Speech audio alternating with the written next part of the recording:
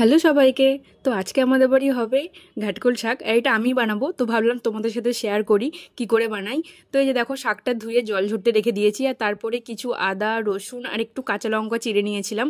তারপর কড়াইতে সর্ষের তেল দিয়ে দিয়েছি। তেলটা গরম হয়ে গেলে একটা শুকনো লঙ্কা ফোড়নে দেওয়ার পর ওটা একটু ভাজা ভাজা হয়ে গেলেই আদা রসুন কাঁচা লঙ্কা যেটা কেটে রেখেছিলাম ওটা দিয়ে একটু লাল লাল করে ভাজার পরে কাটা শাকগুলো কড়াইতে দিয়ে দিয়েছি। তারপরে দিয়ে দিতে হবে স্বাদ মতো লবণ। আর লবণ দেওয়ার পরেই আমি কয়েকটা চিংড়ি মাছ দিয়ে দিয়েছি এটাতে, কারণ চিংড়ি মাছ দিয়ে এটা বানালে দারুণ লাগে খেতে, টেস্টটা আরও বেড়ে যায়। তো তারপর চিংড়ি মাছটা দেওয়ার পর এটা নাড়াচাড়া করে শাকটাতে যতটা জল আছে জলটা মোটামুটি সবটাই শুকিয়ে নিতে হবে। তারপর এটাকে ঠান্ডা করতে হবে। ঠান্ডা করে নিয়ে মিক্সিতে আমি বেটে নিয়েছিলাম। তোমরা চাইলে শিলেও বাটতে পারো, এটা দুটোতেই টেস্ট হয়। শিলে বাটলে তোমার মনে হয় বেশি টেস্ট লাগে। তো এই যে দেখো, এটা বাটার পরে ঠিক এরকম পজিশনে আসবে জিনিসটা। তারপরে কড়াইতে দিয়ে দিয়েছি আবার কিছুটা পরিমাণ সর্ষের তেল।